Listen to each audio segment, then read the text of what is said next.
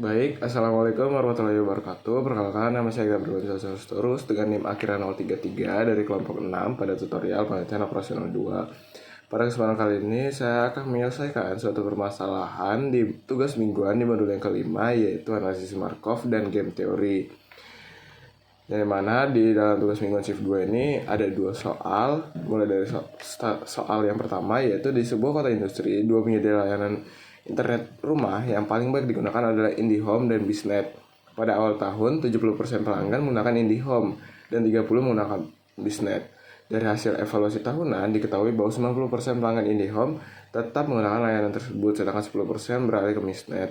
Di sisi lain, 80 pelanggan BizNet itu tetap setia, sementara sisanya berpindah ke IndiHome, yang berarti 20%. Nah, jika jumlah pelanggan internet di kota tersebut dianggap tetap setiap tahun, kita diminta untuk menentukan perkembangan proporsi pelanggan IndiHome dan BizNet selama 3 tahun ke depan menggunakan analisis Markov serta menentukan kondisi steady state dan menginterpretasikan hasilnya. Nah, dari soal nomor 1 ini dapat dikerjakan menggunakan dua software, yaitu RStudio dan juga POMQM. Langsung saja ke software yang pertama, yaitu RStudio. Di software yang pertama ini saya sudah menuliskan untuk sintaksnya, yang mana pertama kita perlu mendefinisikan vektor awal atau proporsi pengguna saat ini, yang mana itu dapat dilihat untuk proporsi pengguna itu pada awal tahun 70% pelanggan menggunakan IndiHome dan 30% menggunakan BizNet. Kemudian persentasenya diubah ke desimal, yang mana dia menandakan probabilitas, itu 0,70 itu untuk IndiHome dan 0,30 itu untuk BizNet, dan didefinisikan sebagai state 0. Kemudian kita diminta untuk mendefinisikan matriks transisi atau P, yang mana menggunakan sintaks P. Kemudian ini kolom yang mana sistem pembuatan matriks transisinya itu berdasarkan pengisian per baris dan jumlah baris itu 2. Yang mana cara mengisinya itu adalah untuk 0,9 dan 0,10 itu menandakan 90% pelanggan IndiHome tetap menggunakan layanan tersebut, sedangkan 10% beralih ke BizNet yang ini. Kemudian di baris yang kedua itu yang berarti dia itu untuk BizNet, yang mana perubahannya itu 80% pelanggan BizNet tetap setia, sementara sisanya atau 20% itu berpindah ke IndiHome. Ini berarti 20% itu pindah ke IndiHome dan 80% tetap BizNet. Sedangkan untuk kolom pertama itu artinya IndiHome dan kolom kedua itu BizNet. Ini bisa kita langsung running aja. Kemudian kita diminta untuk menghitung distribusi pengguna selama 3 tahun ke depan, yang mana cara perhitungannya itu kita definisikan state 1 itu didapatkan dari hasil perkalian matriks antara state 0 itu dikalikan dengan matriks transisi. Matriks 0 itu tadi adalah vektor awal, kemudian matriks transisi itu yang ini, itu untuk state 1, kemudian state 2, state 3 itu dan seterusnya. Dan di sini sudah muncul untuk hasil distribusi penggunanya. Kemudian kita ingin menampilkannya itu dalam bentuk tabel seperti itu. Yang mana ini kita perlu menginput dulu untuk variable years, yang dimana di dalam vektor 0, 1, 2, 3 yang nanti akan digunakan ke penamaan baris. Nah, sebelum ke penamaan baris ini ada state, yang mana dia akan menggabungkan itu row bin atau r bin dari state 0, state 1, state 2, state 3 dengan menamakan kolom-kolom dari hasil tersebut dalam bentuk vektor, yaitu IndiHome dan juga BizNet. Dimana untuk penamaan barisnya itu dia dengan menggabungkan teks tahun ditambah dengan years yang tadi ini 0, 1, 2, 3. Kemudian kita ingin melihat hasil proporsinya. Nah, di sini dilihat seperti dalam bentuk tabel. Untuk hasil proporsi setiap tahunnya itu dari tahun 0 itu sama, kemudian tahun 1, tahun 2, tahun 3 hingga tahun 3 itu proporsi untuk IndiHome itu adalah 67,81% dan BizNet 32,19%. Yang mana dari tahun pertama itu IndiHome mengalami penurunan sebesar hingga 2%. Kemudian BizNet itu mengalami perkembangan seiring berjalannya tahun. Kemudian kita ingin mencari nih steady state-nya atau kondisi jangka panjang di mana dia mencapai titik keseimbangan dari proporsi kedua layanan internet ini. Kemudian kita bisa menginstal library XPM itu atau perpangkatan matriks dan menggunakan XPM atau yaitu syntax library. Kemudian di sini kita bisa tunggu. Nah, jika sudah, kita ingin mencari steady state nih. Steady state itu adalah hasil kondisi jangka panjang yang mana didapatkan, kita asumsikan dengan matriks transisi dipangkatkan dengan 100, yang mana nanti dia akan menunjukkan titik keseimbangan dari analisis Markov ini. Kemudian kita ingin mengambil baris pertama, ini maksudnya baris pertama dari hasil perhitungannya. Kemudian kita ingin menamai hasil steady state itu yaitu dari vektor IndiHome dan juga BISNet. Kemudian kita bisa running. Nah, dari hasil perhitungan steady state di mana dia dari kondisi jangka panjang, maka dapat ditemukan titik keseimbangan dari setiap perusahaan layanan internet ini adalah IndiHome itu sebesar 0,6667 atau 66,66 sekian persen, dan BISNet itu 33,33%. Kemudian kita lanjut ke software yang kedua yaitu POMQM. Nah, di sini POMQM itu bisa kita klik modul, kemudian kita pilih itu sama analisis Markov.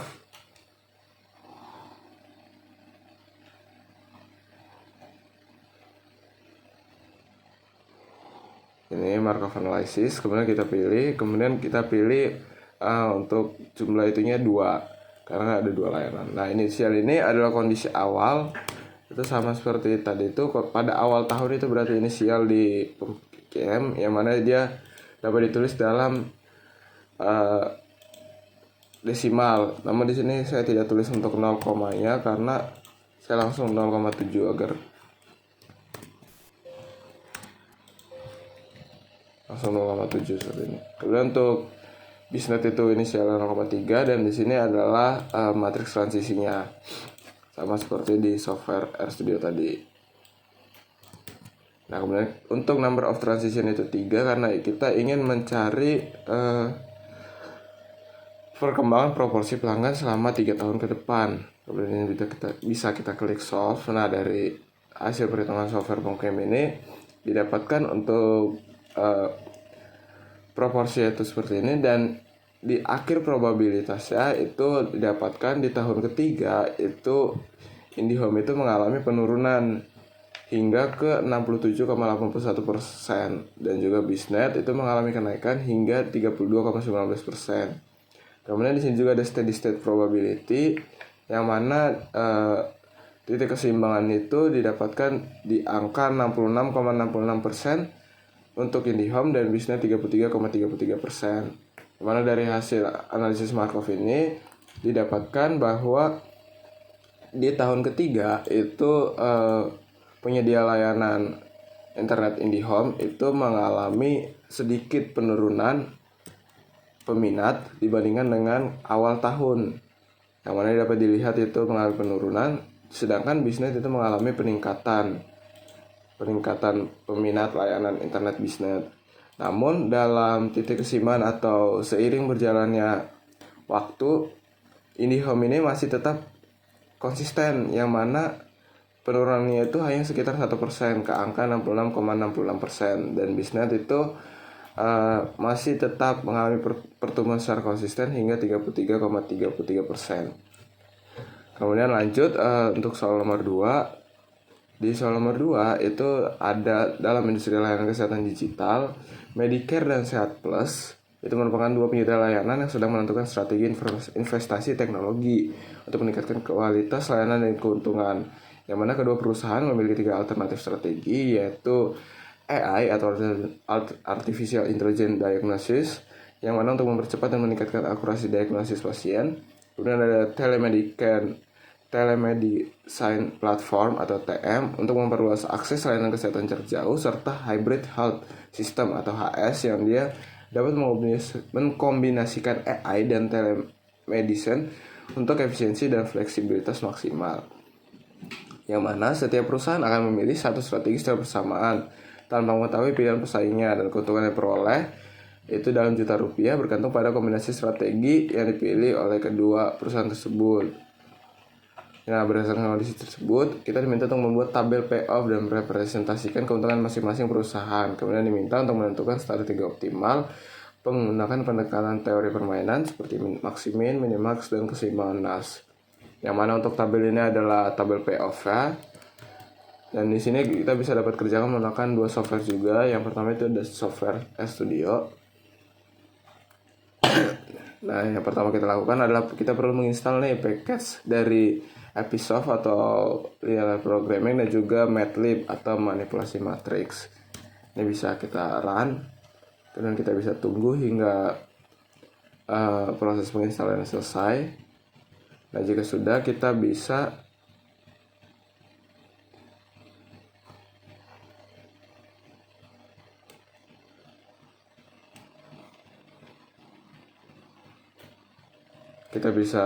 membuka library atau package-nya.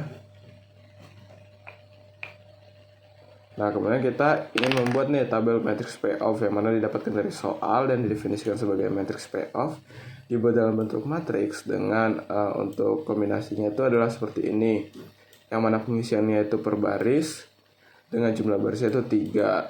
Baris 1 itu merepresentasikan AI, baris 2 TM, baris 3 HS.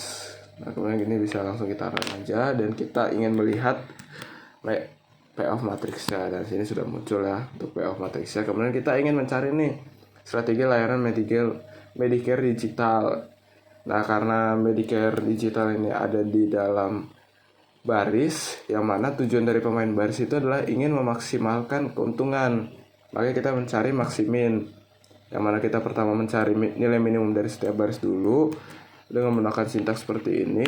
1 itu menandakan baris, dan juga min itu mencari nilai minimum dari payoff matrix dengan sintaks apply. Kemudian kita ingin mencari nilai maksimal dari setiap baris. Ini udah ada nilai minimalnya. Kita ingin mencari nilai maksimalnya. Nah, dari nilai-nilai ini dapatkan nilai maksiminnya itu adalah 50, yang berarti keuntungan rata-rata paling optimal itu adalah 50. Kemudian kita mencari strategi layanan Sehat Plus, sintaksnya sama, namun arahnya ini karena dia merupakan pemain kolom, maka tujuan dia adalah meminimalkan kerugian yang didapat dari layanan tersebut, yang mana dia menggunakan minimax, yaitu mencari nilai maksimum atau dari POV layanan Sehat Plus ini adalah kerugian terbesar dari setiap kolom. Itu sintaksnya sama, 2 itu berarti kolom dan max itu nilai maksimum, dan ini adalah kemungkinan kerugian terbesar apabila si pesaingnya itu menggunakan strategi yang paling optimal. Kemudian kita ingin mencari nilai minimal dari setiap kolomnya, dan ini didapatkan nilai kerugian paling minimum itu adalah sebesar 85 dari kerugian-kerugian terbesar yang mungkin dapat diterima. Kemudian kita ingin mencari saddle point nih, yang mana saddle point itu apabila nilai maksimin itu sama dengan nilai minimax. Ini kita bisa klik run atau Ctrl Enter. Nah, dari hasil sintaks itu didapatkan bahwa tidak ada saddle point, yang berarti apabila masing-masing perusahaan itu menggunakan satu strategi saja atau pure strategi, maka tidak ada titik keseimbangan pada matriks atau pada permainan antara dua penyedia layanan ini. Sehingga cara alternatifnya adalah kita dapat menggunakan mix strategi atau strategi campuran dengan probabilitas tertentu untuk mendapatkan hasil paling optimal, yang mana dia dapat diselesaikan menggunakan software POMQM. Dan di sini untuk tabelnya itu dapatkan dari sini, itu sama isinya dan juga penyusunannya. Ini bisa langsung kita klik run aja. Kemudian dari software POMQM itu didapatkan nih hasil value of game-nya atau nilai paling optimal, yaitu untuk pemain baris itu adalah sebesar 62,62. Artinya apa? Bahwa pemain baris ini paling optimal itu mendapatkan keuntungan rata-rata itu sebesar 62,62 juta rupiah. Karena di sini dalam juta rupiah ya. Dimana untuk kemungkinan strateginya itu adalah kita menggunakan dua strategi nih untuk pemain baris itu yang ini.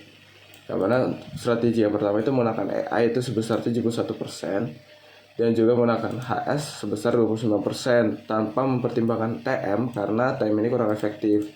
Kemudian untuk pemain kolom itu berarti dia dari hasil perhitungan ini mendapatkan value of game-nya itu atau total kerugian paling minimum apabila si pemain lawan itu menggunakan strategi optimal, yang mana tujuan dari angka ini adalah sekaligus untuk menekan keuntungan yang didapatkan dari pemain lawan kan. Berarti nilai 62,62 ini adalah kerugian paling minimum yang didapatkan oleh si pemain kolom atau si sehat plus ini, layanan sehat plus. Yang mana untuk kombinasi strateginya itu dapat menggunakan AI sebesar 64% dan HS sebesar 36% tanpa mempertimbangkan TM. Nah mungkin itu untuk strategi paling optimal, yang mana tadi RStudio itu tidak ada saddle point dan juga di Pom Game itu sama tidak ada saddle point, namun dia ada strategi kombinasinya atau strategi campurannya dan dia mendapatkan value of game sebagai berikut. Sedangkan kalau untuk di software RStudio itu value of game-nya itu berbeda dari setiap pemain. Nah mungkin cukup sekian untuk langkah penyelesaian dan juga interpretasi dari soal-soal di modul 5 ini. Kurang lebih mohon maaf, saya tutup. Wassalamualaikum warahmatullahi wabarakatuh.